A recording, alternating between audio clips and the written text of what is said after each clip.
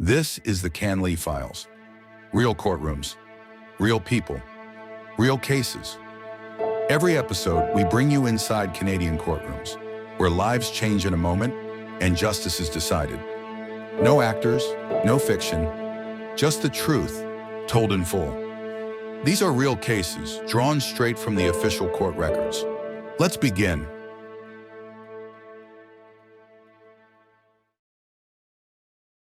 The Courtroom, January 12, 2021, Winnipeg Centre, Manitoba. It was winter in Winnipeg.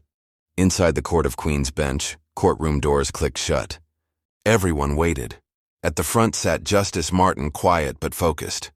He was here to sentence a man who had been convicted of killing his own wife. This wasn't a whodunit. The trial was over. The facts were known. What remained was deciding how society should respond. On the Crown side were Danielle Simard and Carrie Anderson, speaking for the public, and for Kathleen Wood, who could no longer speak for herself. Across the room sat Scott Newman, lawyer for the accused. Beside him, Jonathon Joseph James Wood, 35 years old, hands cuffed, eyes heavy. He was convicted of manslaughter. His sentence could range from years to life. This is their story. Jonathon Wood, a life of cycles. Born and raised in Theresa Point First Nation, an isolated Indigenous community in northeastern Manitoba, Jonathon grew up in poverty, surrounded by intergenerational trauma. The community was 600 km away from Winnipeg, accessible only by plane, boat, or winter road. He came from a family marked by colonial fallout. His father had attended a Catholic day school and spoke of abuse by nuns. His mother narrowly avoided being sent to residential school. These patterns of harm were already deeply rooted. From a young age, Jonathon lived in a home where domestic abuse was normal. He witnessed his father assault his mother many times. By age 11, Jonathon had already started abusing alcohol and drugs. This escalated into addiction, and though he completed a treatment program at age 21, he couldn't stay sober. School didn't help. He left in grade 9 but said his education level was really around grade 6. He had been pushed along without truly learning. No skills, no job. For years before 2018, he lived on social assistance or was in jail. Jonathon considered himself Catholic, but said his Ojibwe culture was important to him. He spoke Ojibwe better than English. He had 8 prior assault convictions, including 1 with a weapon and 2 causing bodily harm. 4 were for assaults on his wife, Kathleen. He also had 9 convictions for breaching court orders. Each time the pattern was the same: drinking, arguing, then hitting. He took anger management and parenting programs in jail. He admitted alcohol was his demon and blamed much of his violence on it. But help was hard to find in his community. There was no shelter, no detox, and barely any support programs. And despite everything, he insisted, "I loved her. She loved me." Kathleen Wood. A life interrupted. Kathleen Wood also came from Theresa Point. She grew up surrounded by the same struggles: poverty, lack of services, and the long shadows of colonization. She was a mother of 4. 3 children with Jonathon, 1 from a previous relationship. She tried to hold her family together, even when the pain was private.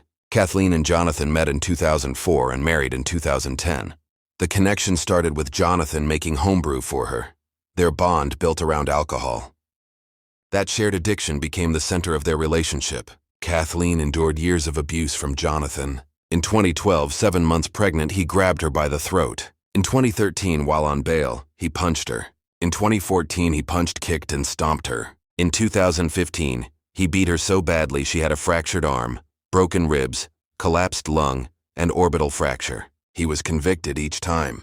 Still, she stayed. Still, she helped him. She even helped bail him out of jail in 2017, against court orders, and brought him back near the community where he was banned.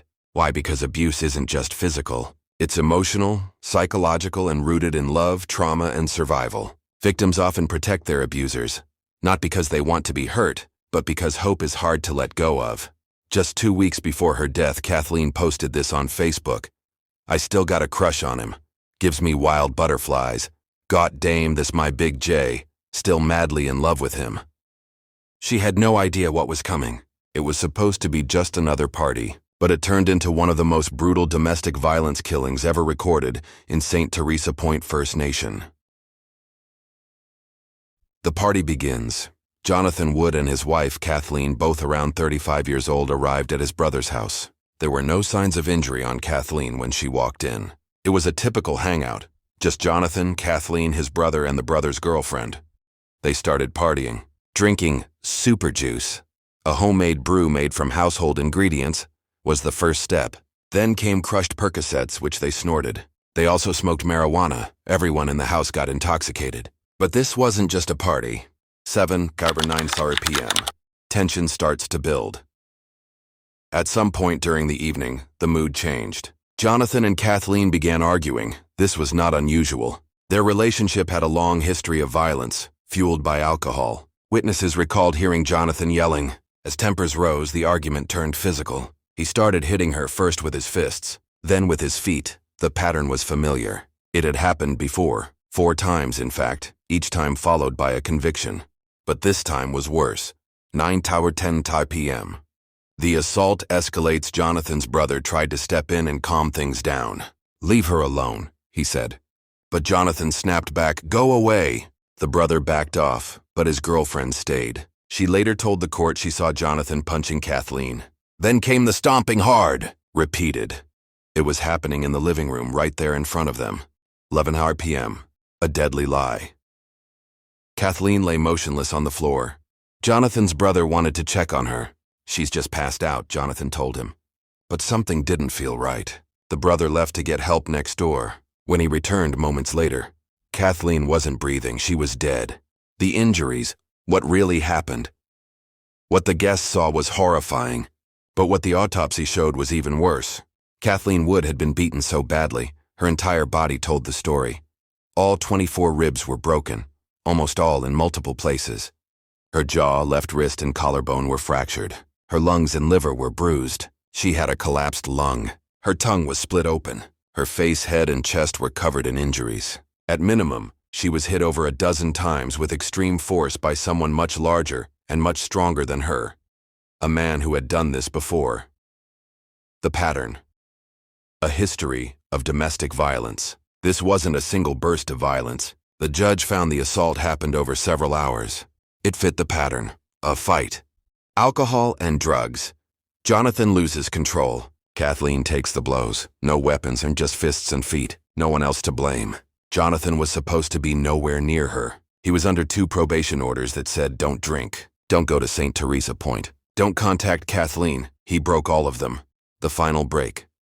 Despite those orders, he traveled on a winter road to the exact place he was banned from. He wanted to finish the batch of super juice. He wanted to party. And despite knowing what happens when he drinks, despite knowing that he's assaulted Kathleen many times before, he still went. The charge Jonathon was originally charged with murder.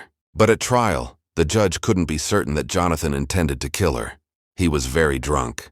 The law says that if the intention to cause death isn't clear, it might not be murder. So the judge found him not guilty of murder, but guilty of manslaughter, because whatever his intention, his actions killed her. And Kathleen Wood, a mother of 4, died alone on the floor of her brother-in-law's house. Part 3. The courtroom returns. Sentencing day. It was January 12, 2021.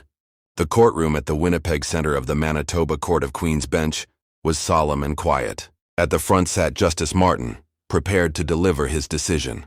Everyone present already knew what Jonathon Wood had done. The trial was over, and the manslaughter conviction was in. Now the only thing left was to decide what price he should pay. The Crown's position. Crown prosecutors Danielle Simmerd and Carrie Anderson stood for the people. They had seen the photos. They had heard the witnesses. They asked the judge for a 20-year sentence, minus 4 years credit for time Jonathon had already served. That would mean 15 years left to serve. Why so long? Because of the horror of Kathleen's death. Because of the brutal repeated violence. Because of the many court orders Jonathon had ignored. And because Indigenous women, like Kathleen, were being killed at rates 6 times higher than non-Indigenous women in Canada. This couldn't be treated like an ordinary crime. The defense's plea defense lawyer Scott Newman stood next. He didn't deny Jonathon's actions, but he asked the court to consider the why. He said Jonathon came from a place marked by poverty, trauma, and alcoholism, that he had tried to get help, that he had taken programs, that he showed deep remorse, and that he loved Kathleen, and she had loved him. Newman asked for 12 years, or 712 years going forward. The judge's reasoning then, Justice Martin delivered his decision. He started with the facts. This was not a sudden one-punch accident, he said. This was a savage beating. A prolonged one, brutal, merciless. Kathleen's ribs, face, lungs, and liver had been battered beyond recognition, and Jonathon had no excuse. He was not only drunk, but he had deliberately gone to the community where he was banned, brought the drugs, and started the drinking. Martin listed the aggravating factors, the extreme violence. The court orders Jonathon knowingly disobeyed. Kathleen's vulnerability, smaller, intoxicated, isolated. The impact on the children and community. His long criminal history of domestic violence. Martin made it clear, this was very close to murder. He also acknowledged Jonathon's CanLII factors, his upbringing in Theresa Point First Nation, the trauma, poverty, and substance abuse, and that he was a product of his environment. But that didn't excuse his actions. He alone is responsible for his catastrophic choices that night. Not only because of what Jonathon did, but because of who the victim was, an Indigenous woman in a remote community with nowhere to escape. The sentence Justice Martin gave Jonathon Wood, 18 years in prison, -4, 1 toward 2 years for time already served, 13, 1 toward 2 years to go.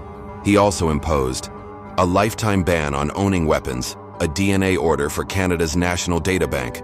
The ending, but not the end. Kathleen Wood's children are now growing up without their mother. Jonathon Wood will grow old in prison, the same kind of place he spent so much of his life before. And somewhere in St. Theresa Point, another woman is in a violent relationship, waiting for help that might not come. Justice Martin left no doubt. Domestic killings remain a scourge. Indigenous women deserve protection. This sentence must send that message, loud and clear. The Courtroom, January 12, 2021. Winnipeg Centre, Manitoba. It was winter in Winnipeg. Inside the Court of Queen's Bench, courtroom doors clicked shut. Everyone waited. At the front sat Justice Martin, quiet but focused. He was here to sentence a man who had been convicted of killing his own wife. This wasn't a whodunit. The trial was over. The facts were known. What remained was deciding how society should respond.